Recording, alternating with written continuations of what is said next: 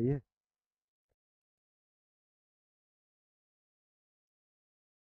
Hello, नमस्कार, आदाब, राधे राधे। मैं अमन सर आपके सामने उपस्थित हो चुका हूँ साइंस की बेहतरीन क्लास लेकर। तो चलिए जल्दी से सभी लोग जुड़ जाइए ताकि सेशन को स्टार्ट किया जाए। खुशी हमारे साथ जुड़ चुकी हैं। चलिए खुशी, आगे बढ़ते हैं हम लोग और लेते हैं आज का सेशन। और आपको बता दें कि हम अब हम लोग टैप टू टैप अपने कंटेंट पर काम कर रहे हैं। ठीक है। कुछ क्लासें ऐप पर चलेंगी, मतलब कुछ क्लासें पब्लिक होंगी, उसके बाद क्लासें ऐप पर चलने लगेंगी। ठीक है।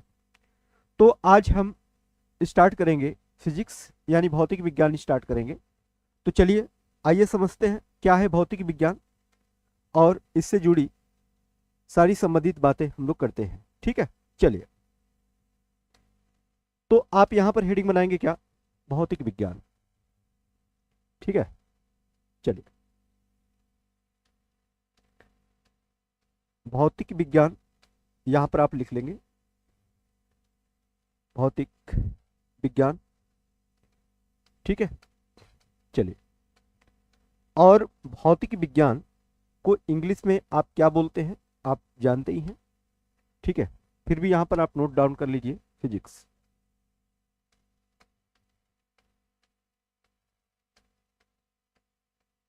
ठीक है। चलिए, तो भौतिक विज्ञान है क्या, इस मुद्दे पर हम लोग क्या करेंगे, बात करेंगे। ठीक है। बिल्कुल, ये जो क्लास होगी बेसिक से होगी। हाँ सर, ये पूरा कोर्स यूट्यूब पर नहीं होगा क्या अवेलेबल? ठीक है। चलो बच्चे, अभी इस पर हम अपने टीम से बात करेंगे। जैसा होगा हम लोग, हाँ हाँ, ऐप पर भी होगा और यूट्यूब पर भी होंगे क्लासें, उसका आप टेंशन मत लो। हम लोग आप ही के लिए हैं बच्चे, तो आप ही के लिए नहीं करेंगे तो किसके लिए करेंगे? ठीक ना, उसका आप टेंशन मत लो, सारी चीज़ें आपको मिलेगी। ठीक है, घबराने की जरूरत नहीं है। ठीक है। चलिए देखिए, तो आप सबसे पहले डिफाइन करेंगे भौतिक विज्ञान को। ठीक है। भौतिक विज्ञान को आप क्या करेंगे, डिफाइन करेंगे। यानी भौतिक विज्ञान विज्ञान की वह शाखा है, यहां पर लिखेंगे आप, भौतिक विज्ञान, भौतिक विज्ञान, विज्ञान, विज्ञान की वह शाखा है, भौतिक विज्ञान विज्ञान की वह शाखा है, विज्ञान की वह शाखा है, वह शाखा है, शाखा है, है जिसमें द्रव्य ऊर्जा, जिसमें द्रव्य द्रव्य ऊर्जा, द्रव्य ऊर्जा संबंधों व व्यवहारों का अध्ययन किया जाता है। संबंधों, द्रव्य ऊर्जा संबंधों, संबंधों, संबंधों व व्यवहारों का अध्ययन किया जाता है, व व्यवहारों का अध्ययन किया जाता है। ठीक है, का अध्ययन किया जाता है।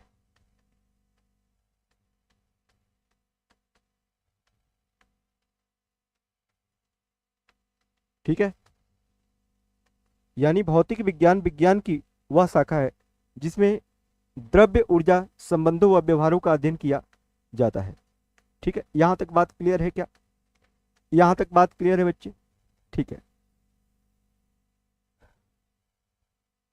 ठीक है। चलिए, ओके। तो भौतिक विज्ञान विज्ञान की वह शाखा है जिसमें द्रव्य ऊर्जा संबंधों व व्यवहारों का क्या किया जाता है, अध्ययन किया जाता है। ठीक है। चलिए, अगर आपसे पूछा जाएगा कि फादर ऑफ फिजिक्स किसे कहा जाता है, ठीक है, यहां पर बातें आप समझिएगा, बिल्कुल बेसिक से क्लास चलेगी। अगर आपसे पूछा जाएगा कि फादर ऑफ फिजिक्स किसे कहा जाता है, ठीक है, तो क्या आप बताएंगे क्या? फादर ऑफ फिजिक्स किसे कहा जाता है? तो आपका जवाब क्या हो जाएगा? आपका जवाब हो जाएगा साइमन न्यूटन। आपका जवाब क्या हो जाएगा बच्चे? Simon Simon Newton. Simon Newton को क्या कहा जाता है? भौतिक का यानी भौतिक विज्ञान का जनक माना जाता है। ठीक है, अब इनकी बुक देख लीजिएगा। इनकी बुक अक्सर पूछी जाती है और जो चीज़ें मैं पहले भी बता चुका हूँ ये सारी चीज़ें, ठीक है, अभी भी बता रहा हूँ, इसके आगे भी बढ़ूंगा, आप उसका टेंशन मत लो। तो फादर ऑफ फिजिक्स यानी किसको कहा जाता है? साइमन न्यूटन को कहा जाता है। किसको? साइमन न्यूटन को कहा जाता है। इनकी बुक का नाम क्या है? तो इनकी बुक का नाम है क्या? Philosophy. Philosophy philosophy natural natural philosophy natural philosophy natural. हाँ, we can consider anyone because different scientist hold this name. अच्छा, ठीक है, फिलोसॉफी नेचुरल की बात कर रहे हैं। किसकी? फिलोसॉफी नेचुरल की। Philosophy natural Principia Mathematica. Principia Principia Mathematica. ठीक है, मैथमेटिका। ठीक है, प्रिंसिपिया मैथमेटिका इनकी बुक का नाम है। किसकी बुक का नाम है भैया? साइमन न्यूटन की बुक का नाम है। ठीक है, चलिए, अब इनको क्यों फादर ऑफ फिजिक्स माना जाता है, इनका क्या क्या योगदान है, आइए अगले पेज पर हम देखते हैं। ठीक है, चलिए यहां पर लिख लेंगे न्यूटन जी का, हेडिंग ही बना लेंगे न्यूटन जी का भौतिकी में योगदान। न्यूटन जी का भौतिकी भौतिकी में योगदान क्या क्या इनका योगदान है भैया? ठीक है, देख लीजिए न्यूटन जी का भौतिकी में योगदान क्या क्या है। योगदान, इन्होंने भौतिकी में क्या दिया? तो सार्वत्रिक गुरुत्वाकर्षण सिद्धांत दिया। सार्वत्रिक गुरुत्वाकर्षण सिद्धांत दिया। क्या दिया भैया? सार्वत्रिक गुरुत्वाकर्षण सिद्धांत दिया। ठीक है, सार्वत्रिक गुरुत्वाकर्षण सिद्धांत दिया। ठीक है, जिसे आप क्या बोलते हैं? यूनिवर्सल। हाँ, ठीक है, जिसे आप क्या बोलते हैं? यूनिवर्सल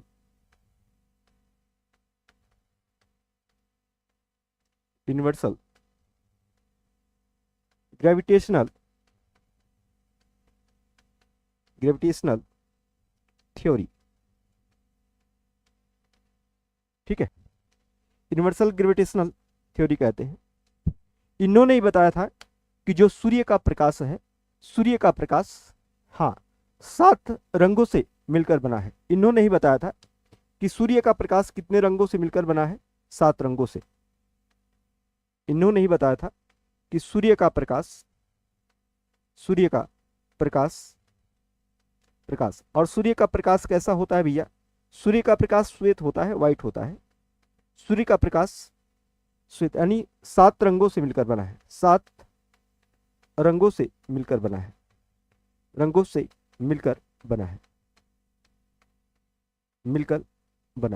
ठीक है, मिलकर बना है। इन्होंने ही गति का नियम दिया था। इन्होंने ही क्या दिया था भैया?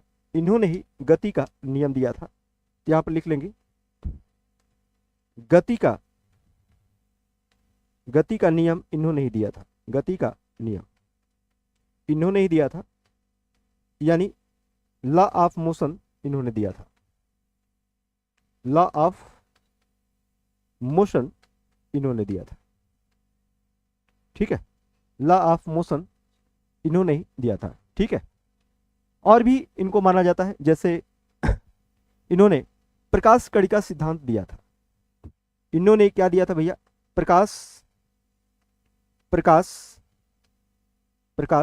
का कड़ी का सिद्धांत दिया था। क्या दिया था बाबू?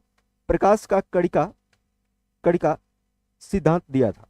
जहां पर समझने वाली बात होगी वहां पर हम आपको समझाएंगे भी, ठीक है, और जहां पर रटने वाली बात होगी वहां पर हम आपको रटवाएंगे भी, आप उसका टेंशन ना लो, ठीक है। हाँ ठीक है। But Einstein also derive equal to mc square, ठीक है। तो जो बच्चे आइंस्टीन है ना, आइंस्टीन को फादर ऑफ मॉडर्न फिजिक्स माना जाता है। अभी हम देखेंगे प्रकाश का कड़ी का सिद्धांत इन्होंने ही दिया था। प्रकाश कड़ी का सिद्धांत का मतलब हो गया क्या, क्या होता है प्रकाश कड़ी का सिद्धांत, ठीक है। चलिए देखते हैं। तो जो प्रकाश कड़ी का सिद्धांत है बच्चे, इसे इसे कार्पस्कुलर, इसे आप क्या बोलते हैं, चलिए यहां पर आप नोट डाउन कर लीजिए। Corpuscular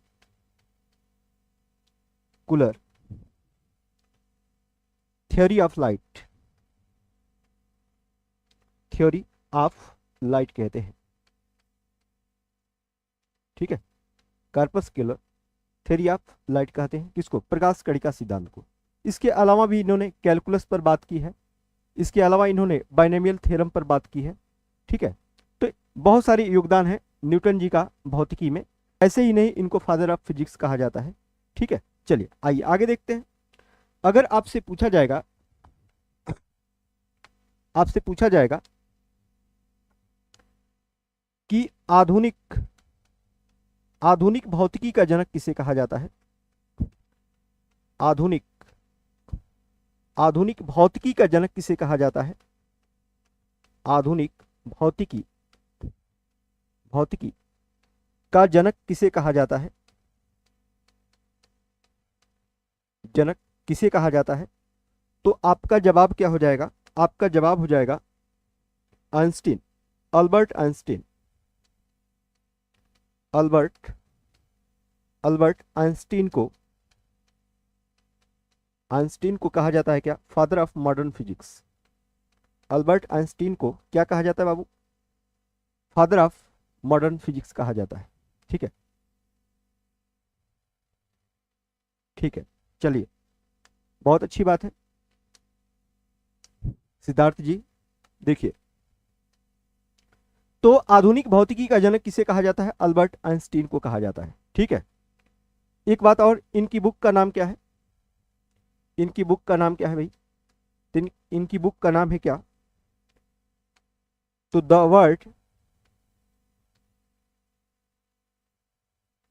word is I see it,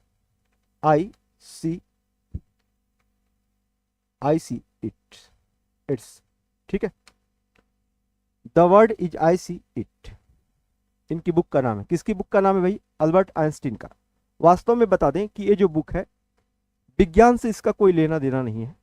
यह बुक जो है, जिस तरीके से कौटिल्य की बुक राजनीति पर आधारित थी, जिसके कौटिल्य की बुक का नाम क्या था, अर्थव्यवस्था ना, ठीक है। कौटिल्य की बुक का नाम क्या था, अर्थशास्त्र था। क्या था भैया, अर्थशास्त्र। तो अर्थशास्त्र होते हुए भी, अर्थशास्त्र होते हुए भी आपको लगेगा कि शायद यह जो बुक है अर्थ से संबंधित बात करती होगी, नहीं, यह राजनीति पर आधारित है। उसी तरीके से आपको ये लगेगा कि the word is I see it, ये अल्बर्ट आइंस्टीन की बुक है तो ये विज्ञान से संबंधित होगी। आप बिल्कुल ऐसा गलत सोचेंगे। क्यों, क्योंकि यह मानवता और समाज पर क्या है, आधारित बुक है। बिल्कुल यह वैज्ञानिक दृष्टिकोण से परे होकर इन्होंने इस बुक को क्या किया है, लिखा है, ठीक है। चलिए, एक कथन बहुत इंपॉर्टेंट होता है जो अक्सर एग्जाम में पूछता रहता है, पूछा जाता है कि किसने कहा था कि पर्यावरण वह सब कुछ है जो मैं नहीं हूं, किसने कहा था कि पर्यावरण वह सब कुछ है जो मैं नहीं हूं, ठीक है। तो एक कथन किसका है भैया, तो अल्बर्ट आइंस्टीन का ही है। तो लिखिएगा यहां पर लिखेंगे पर्यावरण वह सब कुछ है, पर्यावरण पर्यावरण वह सब कुछ है, वह सब कुछ है, सब कुछ है, पर्यावरण वह सब कुछ है जो मैं नहीं हूं, जो मैं नहीं हूं। पर्यावरण वह सब कुछ है जो मैं नहीं हूं। नहीं हूं। पर्यावरण वह सब कुछ है जो मैं नहीं हूं। और यह बात किसकी है भैया? तो यह बात है आइंस्टीन की। किसकी है भैया? आइंस्टीन की है। और आइंस्टीन ही नहीं, कोई भी व्यक्ति इस बात को बोलेगा ना, तो उसी के लिए ये बात लागू हो जाएगी। पर्यावरण वह सब कुछ है जो मैं नहीं हूं। ठीक है, इसका मतलब कि पर्यावरण के आगे हम कुछ नहीं है। ठीक है, चलिए, तो पर्यावरण वह सब कुछ है जो मैं नहीं हूं। अब न्यूटन जी का, सॉरी, आइंस्टीन जी का क्या क्या योगदान है भौतिकी में, चलिए देख लेते हैं। ठीक है, यहां पर लिखेंगे आइंस्टीन जी का भौतिकी में योगदान। आइंस्टीन जी का भौतिकी में योगदान। भौतिकी में योगदान। ठीक है, क्या क्या योगदान है चलिए देख लेते हैं। ठीक है, आप प्रकाश वैद्युत प्रभाव के बारे में तो सुने ही होंगे। ठीक है, ठीक है, आप प्रकाश विद्युत प्रभाव के बारे में तो सुन ही रहे होंगे। ठीक है, तो देख लीजिए, इन्होंने प्रकाश विद्युत प्रभाव की बात किया। प्रकाश विद्युत प्रभाव की बात की है, विद्युत प्रभाव। ठीक है, और जो प्रकाश विद्युत प्रभाव है, इसको आप क्या बोलते हैं? फोटो इलेक्ट्रिक इफेक्ट बोलते हैं। यानी शॉर्ट में आप बोलेंगे क्या? PEE, photo electric effect. और आपको बता दें कि फोटो इलेक्ट्रिक इफेक्ट के लिए आइंस्टीन जी को 1921 में, कब भैया? 1921 में इनको भौतिकी का नोबेल पुरस्कार मिला था।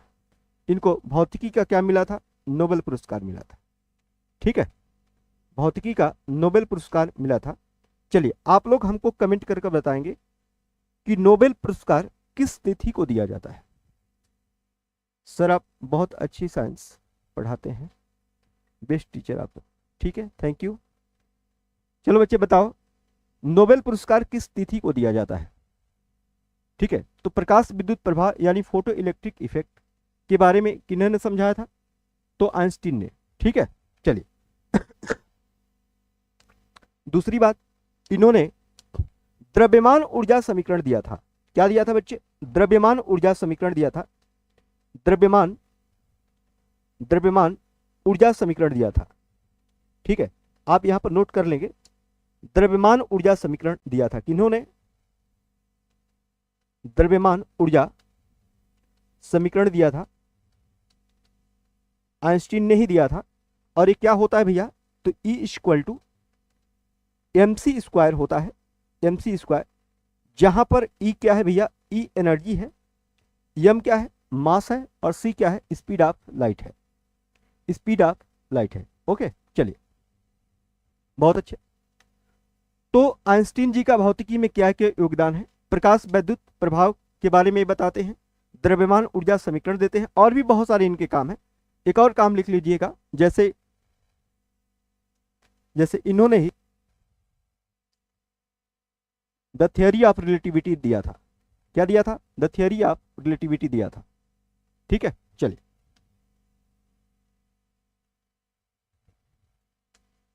सापेक्षता का सिद्धांत इन्होंने दिया था। लिखेंगे सापेक्षता का सिद्धांत। सापेक्षता का सिद्धांत इन्होंने ही दिया था। सापेक्षता का सिद्धांत इन्होंने ही दिया था, यानी द थ्योरी ऑफ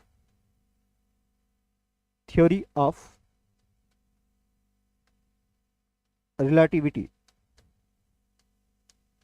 ठीक है, द थियरी ऑफ रिलेटिविटी किन्होंने दिया था भैया? सापेक्षता का सिद्धांत किसने दिया था?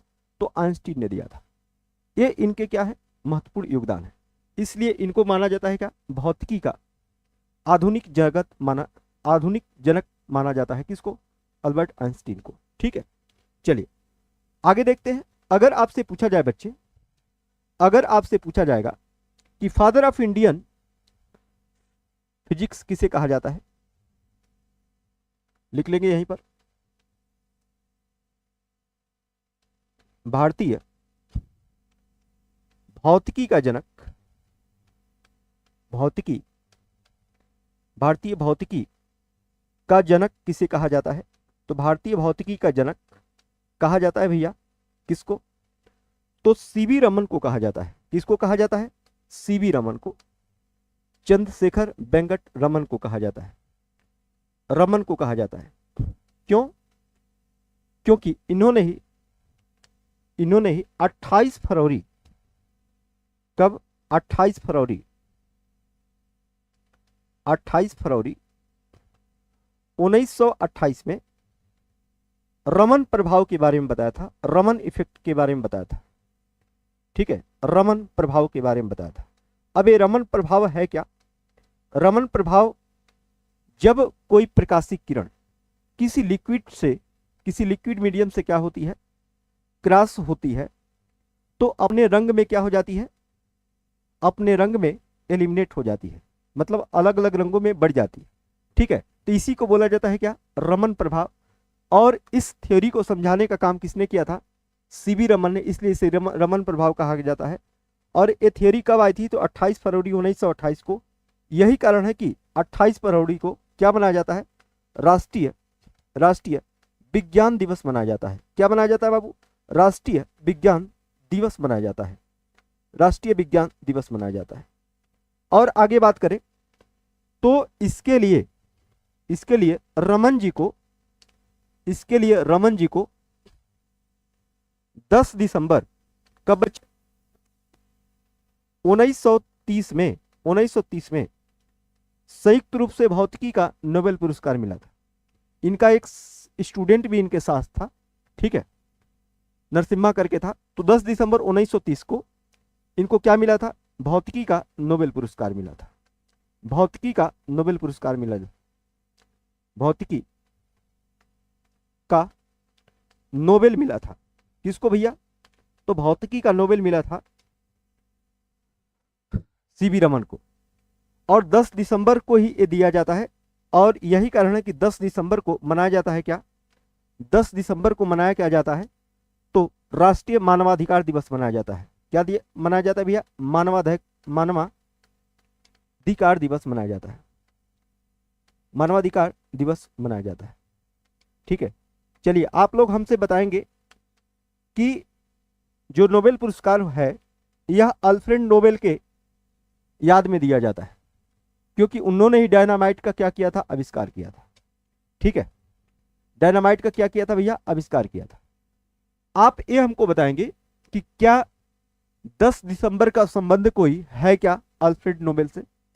10 दिसंबर का कोई संबंध है क्या अल्फ्रेड नोबेल से? चलिए बताएंगे इस बात को हमसे। चलिए आगे बढ़ते हैं। ठीक है, तो एक कुछ बेसिक जानकारी थी, क्या? भौतिकी से संबंधित। ठीक है, चलिए, जो कि आपको जानने चाहिए, और आप ही को नहीं, हर उस व्यक्ति को जानना चाहिए जो शिक्षा जगत से जुड़ा हुआ है। ठीक है, चलिए अब यहां से कहानी हम लोगों की स्टार्ट होगी। और आप हेडिंग क्या बनाएंगे? भौतिक राशियां। हेडिंग क्या बनाएंगे बच्चे? भौतिक राशियां। चलिए तो हेडिंग आप बना लीजिए,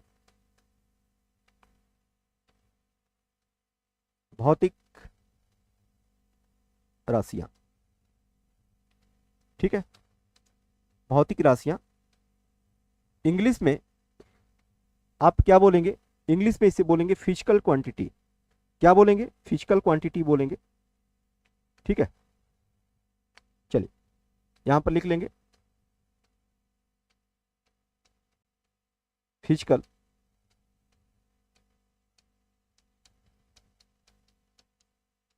क्वांटिटीज, यानी भौतिक राशियों की हम क्या कर रहे हैं? बात कर रहे हैं। ठीक है, चलिए क्या है भौतिक राशियां? आइए डिफाइन करते हैं। पेन को और थोड़ा सा पतला कर लेते हैं। चलिए क्या है भैया? देखिए भौतिक राशियां क्या होती हैं? जिन राशियों को प्रत्यक्ष रूप से मापकर लिखेंगे, जिन राशियों को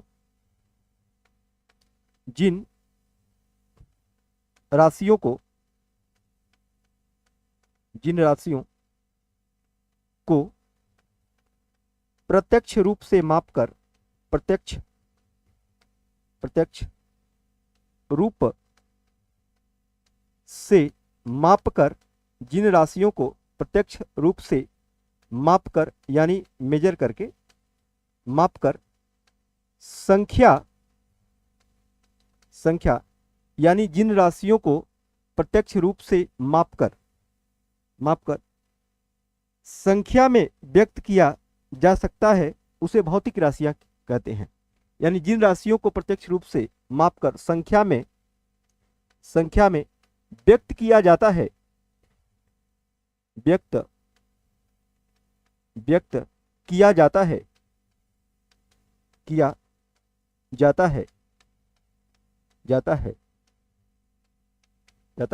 उसे भौतिक राशियां कहते हैं। उसे क्या बोलते हैं बाबू? उसे भौतिक राशियां कहते हैं। उसे भौतिक राशियां का मतलब हुआ क्या? भौतिक राशियां यानी फिजिकल क्वांटिटी कहते हैं, भौतिक राशियां कहते हैं। ठीक है, भौतिक राशियां कहते हैं। ठीक है, क्या बोलते हैं बाबू? भौतिक राशियां कहते हैं। ठीक है, हाँ सिद्धार्थ यादव क्या हुआ? हाँ चलिए देखिए, हाँ the quality which not derivative itself but derivative with the help of other quantity. हाँ वो सारी चीज़ें मैं बताऊंगा, मैं आपको डेरिवेट भी बताऊंगा, मैं आपको फंडामेंटल भी बताऊंगा और सप्लीमेंट्री भी बताऊंगा, आप उसका टेंशन मत लीजिए भाई। देखिए इधर मैं सारा चीज बताऊंगा। चलिए देखिए, तो जो जिन राशियों को प्रत्यक्ष रूप से मापकर संख्या में व्यक्त किया जा सकता है या फिर किया जाता है, उसे आप क्या बोलते हैं? भौतिक राशियां कहते हैं। क्या बोलते हैं? भौतिक राशियां कहते हैं। यानी भौतिक राशियां जो होती है ना, मात्रक तथा मापन के आधार पर निम्न प्रकार की होती है। ठीक है, यहाँ पर लिख लीजिएगा, हेडिंग ही बना लीजिएगा, बिल्कुल नोट तैयार करते चलेंगे। ठीक है, नोट तैयार करते चलेंगे, लिखेंगे भौतिक राशियां, भौतिक राशियां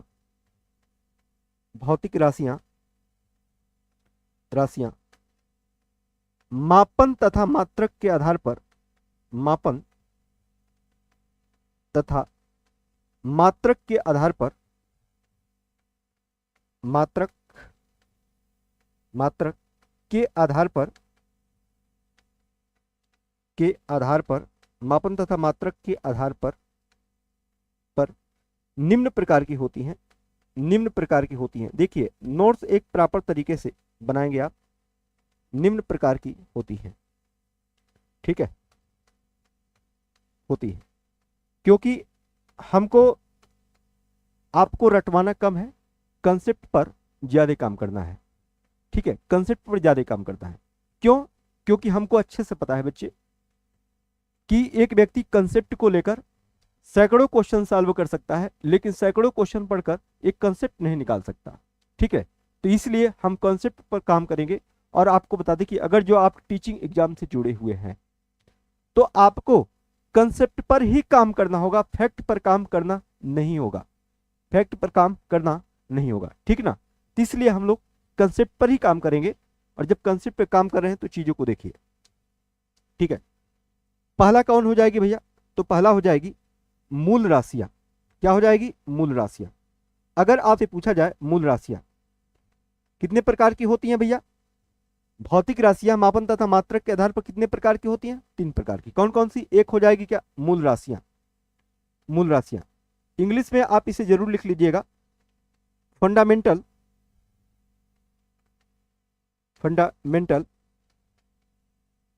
क्वांटिटी।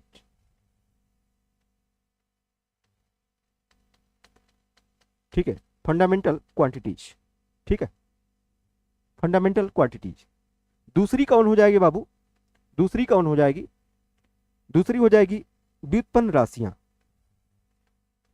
व्युत्पन्न राशियां हो जाएंगी। क्या हो जाएंगे बाबू? व्युत्पन्न राशियां। और जो व्युत्पन्न राशियां है ना, व्युत्पन्न राशियां, इसको इंग्लिश में आप लिख लीजिएगा, इसे डेरिवेट, एक मिनट, इसे डेरिवेट क्वांटिटी कहते हैं। डेरिवेट क्वांटिटीज कहते हैं, ठीक है। और तीसरी हो जाएगी क्या, पूरक राशियां।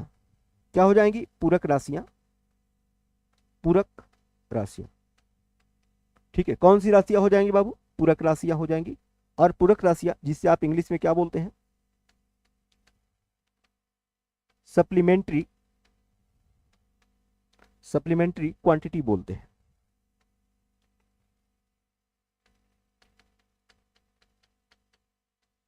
सप्लीमेंट्री क्वांटिटी बोलते हैं।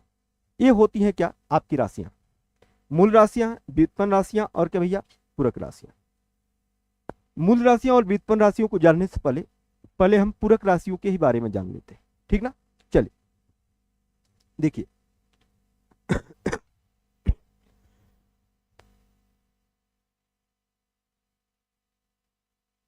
ओके चलिए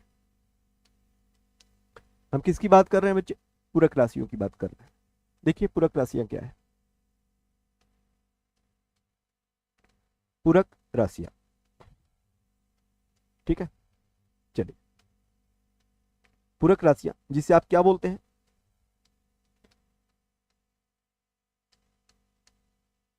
सप्लीमेंट्री,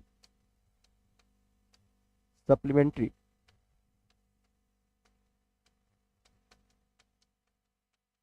क्वांटिटीज, ठीक है।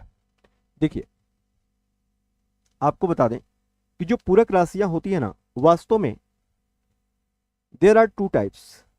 फर्स्ट प्लेन एंगल, जिसे आप क्या बोलते हैं, समतल कोण बोलते हैं, समतल, समतल कोण बोलते हैं, समतल कोण बोलते हैं। एंड सेकेंड सॉलिड एंगल, यानी घन कोण बोलते हैं। क्या बोलते हैं बच्चे, घन कोण कहते हैं, ठीक है, घन कोण कहते हैं। यानी क्या हो जाएगा भैया, plane angle, plane angle, plane angle. और कौन हो जाएगा भैया, सॉलिड एंगल, सॉलिड एंगल हो जाएगा, सॉलिड एंगल, सॉलिड एंगल हो जाएगा। चलिए सिद्धार्थ जी कमेंट करके बताएंगे आप, क्या एंगल स्केलर क्वांटिटी है या फिर वेक्टर क्वांटिटी है, बताएंगे आप। क्या एंगल स्केलर क्वांटिटी है या फिर वेक्टर क्वांटिटी है। चलिए आपके लिए प्रश्न है, आप बताएंगे जवाब, ठीक है। अब देखिएगा जो समतल कोण है ना, इसे आप रेडियन भी बोलते हैं। क्या बोलते हैं, रेडियन। इसे आप रेडियन भी बोल देते हैं, और इसे आप क्या बोलते हैं, स्टेरेडियन बोलते हैं, स्टेरेडियन, स्टेरेडियन बोलते हैं। और आपको पता होगा, बहुत लोगों को पता होगा कि शायद समतल कोण और घन कोण की जो यूनिट है रेडियन है और स्टेरेडियन। जी नहीं, रेडियन स्टेरेडियन ये समतल कोण घन कोण की यूनिट नहीं है। घन कोण समतल कोण की यूनिट नहीं होती है। ये रेशियो वाली क्या होती हैं, राशियां होती हैं, रेशियो वाली क्वांटिटी होती है, ठीक है, अनुपातिक राशियां होती हैं। इसलिए इनका कोई यूनिट नहीं है, बस इन्हें कहा जाता है क्या, रेडियन और क्या, स्टेरेडियन। और आपको बता दें कि जो समतल कोण और घन कोण है, इनको किस पद्धति में व्यक्त किया जाता है, तो एसआई पद्धति में व्यक्त किया जाता है। किस में व्यक्त किया जाता है बाबू, एसआई पद्धति में व्यक्त किया जाता है। किस पद्धति में व्यक्त करते हैं, एसआई पद्धति में व्यक्त करते हैं, ठीक है। चलिए दूसरी बात ध्यान दीजिएगा कि जो रेडियन होता है ना, जैसे मान लीजिए कोई वृत्त है, सर्किल है, उसकी त्रिज्या के बराबर जब आप चाप खींचेंगे तो उसे आप क्या बोलेंगे, रेडियन, ठीक है। और यदि किसी वृत्त की त्रिज्या के बराबर कोई वर्ग लेंगे, ठीक है, वर्ग लेंगे, उसके अंदर वर्ग बनाएंगे, तो उसे आप क्या बोलेंगे, स्टेरेडियन, ठीक है। तो रेडियन स्टेरेडियन समझते रहिए, ठीक है। यह समतल कोण घन कोण को ही इस रूप में जानते हैं, ठीक है।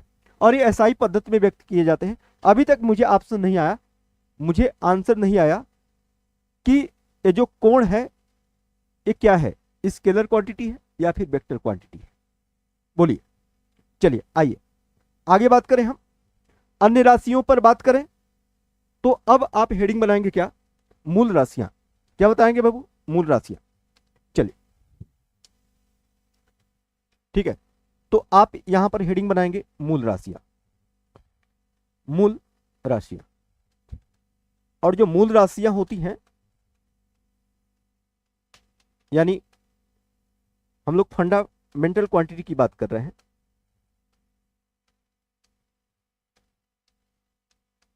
फंडामेंटल क्वांटिटीज की बात कर रहे हैं,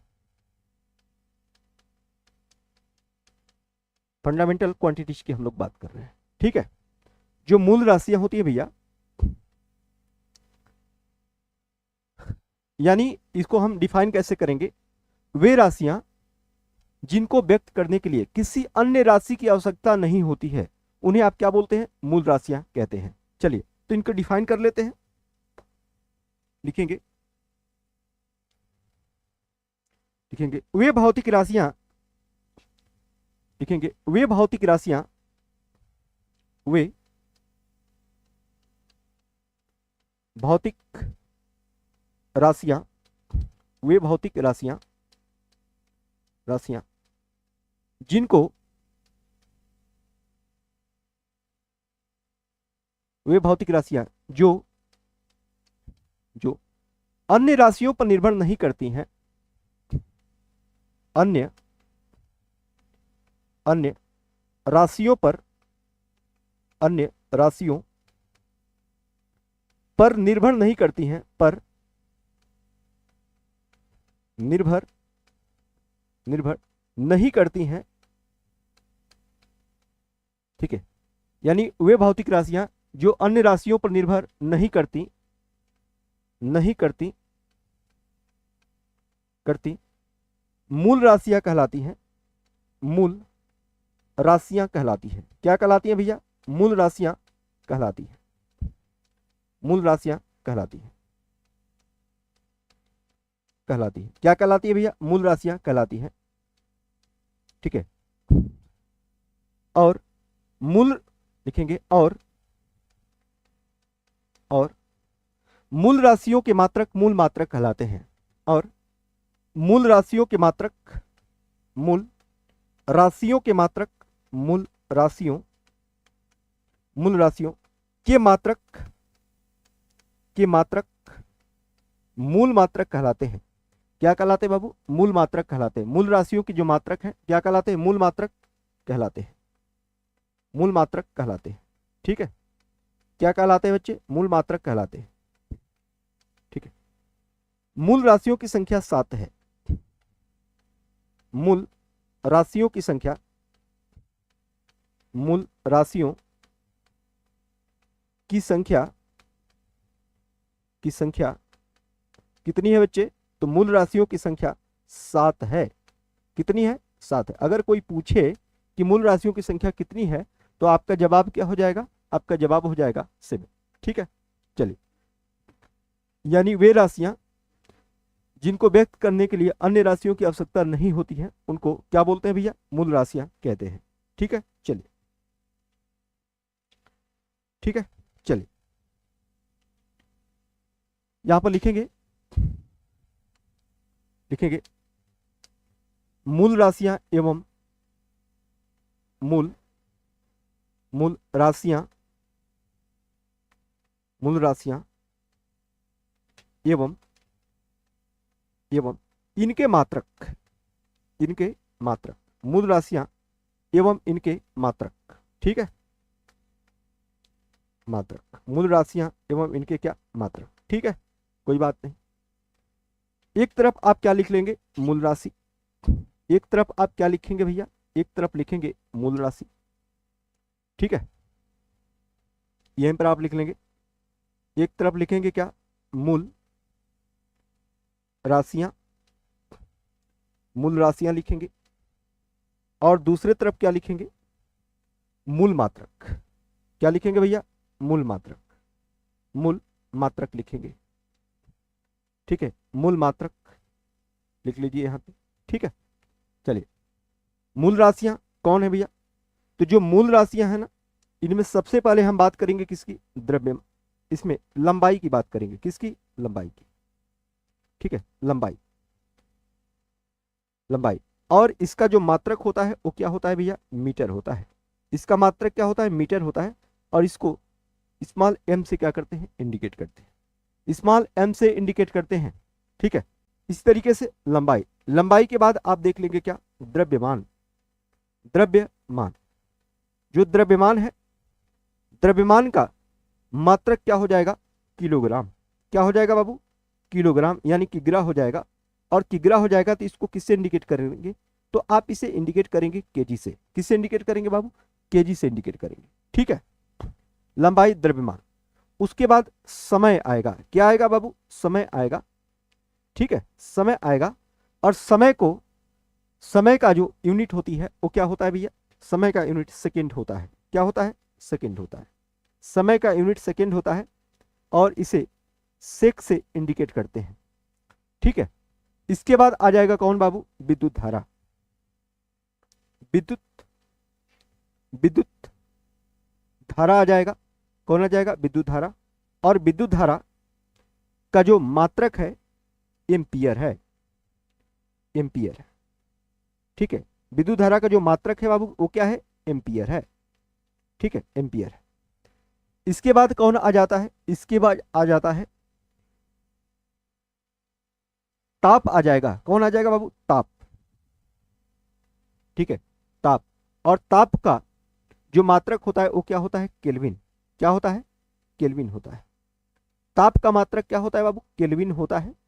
केल्विन, यानी डिग्री के से आप इसे क्या करोगे, इंडिकेट करोगे।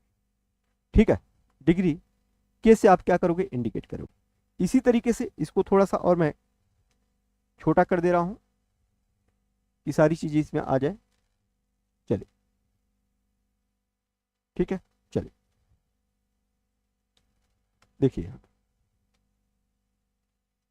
ठीक है, ताप, ताप के बाद ज्योति तीव्रता। ज्योति, ज्योति तीव्रता। और ज्योति तीव्रता बोले तो लुमिनस इंटेंसिटी, लुमिनस इंटेंसिटी। ठीक है, हाँ, लुमिनस इंटेंसिटी। और जो लुमिनस इंटेंसिटी है बच्चे, ठीक है, इसको आप किससे, कैंडिला, कैंडिला में आप क्या करते हैं, मेजर करते हैं, कैंडिला, कैंडिला। और कैंडिला को आप सीडी से क्या करते हैं, इंडिकेट करते हैं। किससे इंडिकेट करते हैं, सीडी से इंडिकेट करते हैं। बहुत अच्छे। चलिए, इसके बाद पदार्थ की मात्रा, अमाउंट ऑफ सब्सटेंस, पदार्थ की मात्रा। ठीक है, किसकी मात्रा हो, पदार्थ की मात्रा। ठीक ना, पदार्थ की मात्रा यानी अमाउंट ऑफ सब्सटेंस। और इसको किसमें इंडिकेट, मतलब इसकी यूनिट क्या होती है, तो मोल होती है। क्या होती है, मोल। ठीक है, मोल होती है। और मोल को मोल से ही क्या करते हैं, इंडिकेट करते हैं। ठीक है, मोल से ही इंडिकेट करते हैं। अब यहां पर आप देख रहे हैं कि ये 7 क्या है, मूल राशियां हैं। और मूल राशियां वे राशियां होती हैं जो किसी अन्य राशियों पर निर्भर नहीं करती हैं। अर्थात ये क्या कहलाती है भैया, स्वतंत्र राशियां कहलाती हैं। क्या कहलाती है, स्वतंत्र राशियां। और जो स्वतंत्र राशियां होती है ये सारी की सारी क्या होती है, अदिश होती है, स्केलर होती है। ठीक है, और किस किस सिस्टम में इन्हें इंडिकेट किया जाता है, किस सिस्टम में इसे रखा जाता है, तो एसआई सिस्टम में इनको रखा जाता है। ठीक है, एसआई सिस्टम में इसे रखा जाता है। अब देखिएगा, जो पदार्थ की मात्रा है ना, पदार्थ की मात्रा को कब अपनाया गया था, तो 1971 में अपनाया गया था। कई बार एग्जाम में पूछा जाता है कि अंतिम मूल राशि है, अंतिम मूल राशि पदार्थ की मात्रा है, इसे कब अपनाया गया था, तो इसे 1971 में अपनाया गया था। बाकी जितनी भी मूल राशियां हैं, इनको अंतरराष्ट्रीय मापतौल की जो समिति है, जो सेवरस में हुई थी, फ्रांस में हुई थी, वहां पर इसे 1960 में क्या किया गया था, इसे 1960 में स्वीकार किया गया था। ठीक है, यानी अंतरराष्ट्रीय मापतौल की जो समिति हुई थी कब, 1960 में। कहां हुई थी, सेवरस, जो फ्रांस में पड़ता है। तो इसे यानी लंबाई, द्रव्यमान, समय, विद्युत धारा, ताप, ज्योति तीव्रता को क्या किया गया था, अपनाया गया था 1960 में। और 1971 में किसको, पदार्थ की मात्रा को। अब देखिएगा, जो मोल शब्द है ना, जो मोल शब्द है, मोल शब्द को देने वाले व्यक्ति का नाम पता है कौन है। ठीक है, मोल शब्द देने वाले जो व्यक्ति हैं उनका नाम है विल्हेल्म ओस्टवाल्ड। क्या है भैया, विल्हेल्म ओस्टवाल्ड इनका नाम है।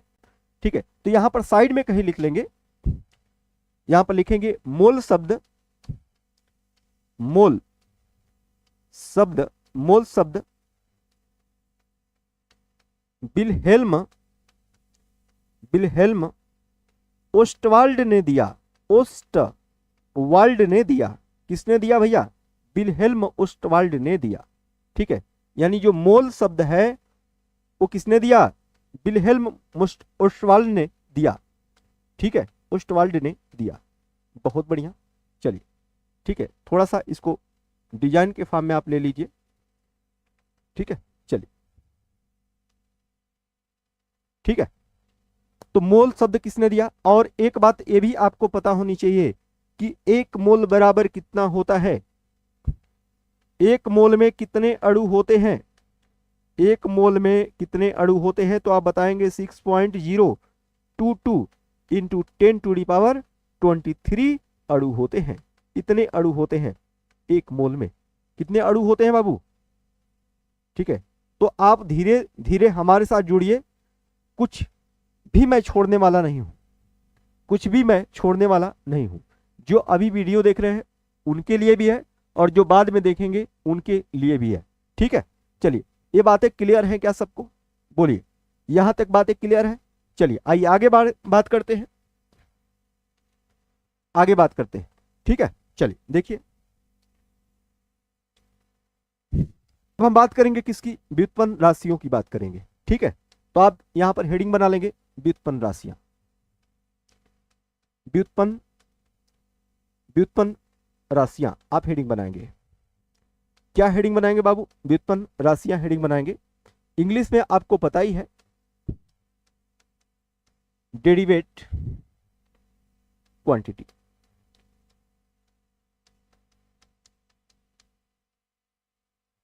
क्वांटिटीज। ठीक है, चलिए बहुत अच्छे। यानी व्युत्पन्न राशि यानी वे भौतिक राशियां, लिखेंगे यहां पर वे भौतिक राशियां, वे भौतिक राशियां, भौतिक राशियां, वे भौतिक राशियां। ठीक है, वे भौतिक राशियां जो मूल राशियों, जो मूल राशियों से मिलकर बनी होती हैं।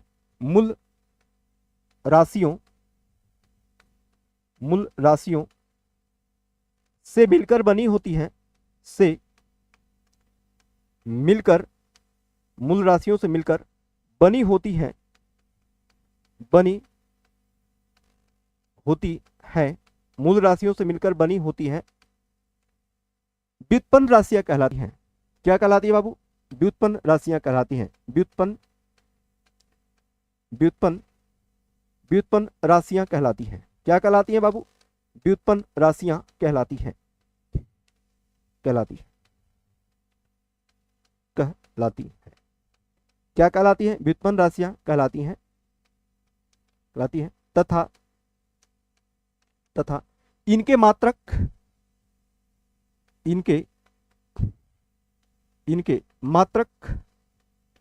इनके जो मात्रक होते हैं बाबू, इनके मात्रक व्युत्पन्न मात्रक कहलाते हैं। क्या कहलाते हैं? व्युत्पन्न मात्रक कहलाते हैं।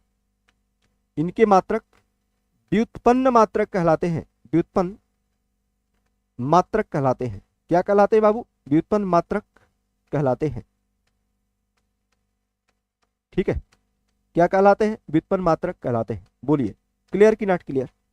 बोलिए यहां तक। ठीक है, यानी वे राशियां जिनको व्यक्त करने के लिए किसी अन्य राशि की आवश्यकता नहीं होती है, मूल राशियां कहलाती हैं। और जिन राशियों को व्यक्त करने के लिए मूल राशियों की आवश्यकता होती है, ऐसी राशियों को क्या बोलते हैं? ऐसी राशियों को व्युत्पन्न राशियां बोलते हैं। और जो व्युत्पन्न राशियां होती हैं, इनके मात्रक को व्युत्पन्न मात्रक कहते हैं। क्या कहते हैं भैया? व्युत्पन्न मात्रक कहते हैं। बोलिए, क्लियर है ना? बोलिए, क्लियर है ना? ठीक है, जैसे आप यहां पर देख सकते हैं, जैसे, ठीक है, जैसे आप बात करेंगे किसकी? चाल। ठीक है, चाल की। चाल यानी चाल को आप स्पीड बोलते हैं ना? क्या बोलते हैं? स्पीड। अरे बाबू, जो स्पीड होता है यानी चाल होता है, चाल बराबर क्या होता है? दूरी बटे समय। दूरी बटे समय होता है ना? दूरी यानी डिस्टेंस,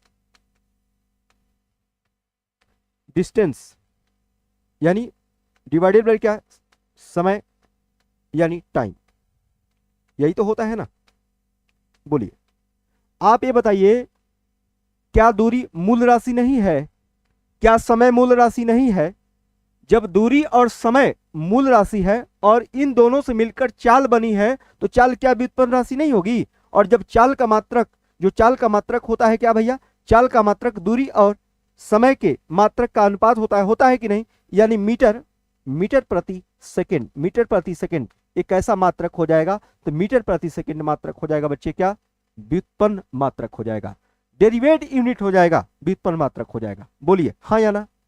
आगे देखिए, इसी तरीके से आपसे कह दिया जाएगा, इस तरीके से आपसे कह दिया जाएगा, क्या घनत्व, घनत्व, घनत्व जो है, घनत्व जिसे आप डेंसिटी बोलते हैं, डेंसिटी बोलते हैं, घनत्व बराबर क्या होता है बच्चा, द्रव्यमान बटे आयतन होता है ना, द्रव्यमान बटे आयतन होता है, आयतन होता है। और आयतन में जो लंबाई होती है 3 बार शामिल होती है। कितनी बार शामिल होती है? 3 बार शामिल होती है। लंबाई में मतलब आयतन में लंबाई कितनी बार शामिल होती है? 3 बार शामिल होती है कि नहीं? 3 बार शामिल होती है कि नहीं? बिल्कुल होती है, ठीक है, बिल्कुल होती है। जब 3 बार शामिल है तो जाहिर सी बात है कि ये लंबाई क्या है, लंबाई ये मूल राशि है, मूल राशि है। और द्रव्यमान क्या है भैया, मूल राशि है। तो द्रव्यमान और आयतन मूल राशि है और इन्हीं दोनों से मिलकर बना है घनत्व। तो घनत्व क्या व्युत्पन्न राशि नहीं हुआ? क्योंकि व्युत्पन्न राशियां जो होती हैं मूल राशियों से मिलकर बनी होती हैं, और मूल राशियों के मात्रक मूल मात्रक कहलाते हैं, और व्युत्पन्न राशियों के मात्रक क्या कहलाते हैं? व्युत्पन्न मात्रक कहलाते हैं। मेरे कहने का सीधा सीधा मुद्दा यह है कि लंबाई, द्रव्यमान, समय, विद्युत धारा, ताप, पदार्थ की मात्रा, ज्योति तीव्रता, इन सातों को छोड़ के जो भी राशियां आपके नजर में दिखे, बोल दो हल्ला, क्या? व्युत्पन्न राशि है। कैसी राशि है भैया? व्युत्पन्न राशि है। बात क्लियर हुई कि नहीं हुई?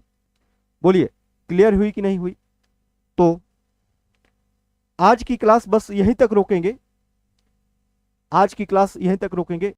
फिर अगले दिन हम लोग बिल्कुल जोश के साथ, उमंग के साथ क्लास में जुड़ेंगे अपने टाइम से। और ये हमारा टाइम क्या होगा? हमारा टाइम होगा 3 बजे, 3 बजे यानी दोपहर के बाद और शाम से पहले, ठीक है, यानी 3 PM की बात हो रही है। ओके ठीक है, तो बस आज की क्लास यहीं तक। सबको बाय बाय।